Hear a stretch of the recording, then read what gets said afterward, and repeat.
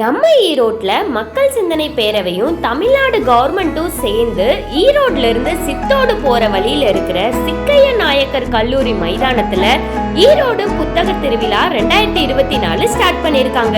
இது ஆகஸ்ட் 2ல இருந்து ஆகஸ்ட் 13 வரைக்கும் இருக்க போகுதுங்க.